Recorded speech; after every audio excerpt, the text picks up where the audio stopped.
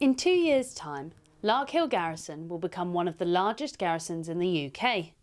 82% of army personnel living in Germany have already been moved back to the UK and relocated. Now, the remaining 4,000 soldiers and their families will be moving into the Salisbury Plains area by summer 2019. Well, there was a strategic defence review in 2010 which made a determination that the British forces will be best served to be back into the UK. It is our objective to provide the infrastructure needed to give the best solution, best quality of life for the service personnel and their families returning, and to support the Army in delivering its strategic goals. A lot of funding is being injected into the programme, including the base here at Larkhill.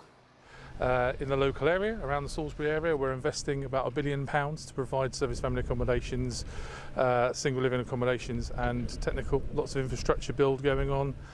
So it should be of great benefit, a genuine positive news story for £1 billion investment locally. 70 new buildings will be constructed here, and the programme has already been connecting with local services to prepare for army arrivals. Obviously we've linked out with the local Wiltshire Council to look at opportunities and how we're going to all work and live together. It's going to have a massive impact obviously on the local area. We're going to obviously want to have improved bus services and local amenities, but we've actually met with the local MP and we've met with Wiltshire Council to look at opportunities rather than threats that this will provide. Outside the garrison, there will be quarters built for service personnel with families, as well as a new school.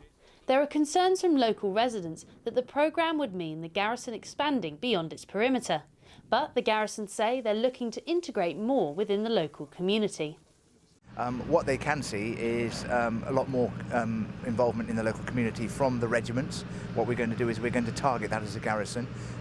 We've got a number of parishes around here that are keen to actively engage with us, and what we're going to do is we're going to make sure that we put that to the test when we get the regiments in here in 2019. Construction has been focused around recycling and reusing materials from the 69 buildings being demolished. They say 92% of materials here are being put back into construction. So a lot of the buildings, for instance, might have metal cladding on the outside, or there'll be a steel frame building. We're also concrete underneath, so we can crush the concrete, take out the reinforcement, so the steel will be reused again and put back and sent off for recycling. So very much the demolition will be reused, and the materials will aim to maximise the recycling content of that.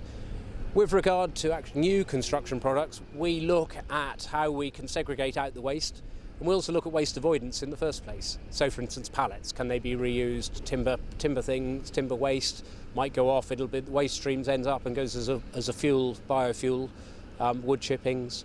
But we're down into the waste minimisation, and where we can't do that, segregate it and sort it so that you can actually get the best figures out in terms of the reuse. As construction work continues, the Army Basing Programme say they're providing support and guidance to soldiers and their families as they prepare to move back to the UK. Kara Digby, That's TV.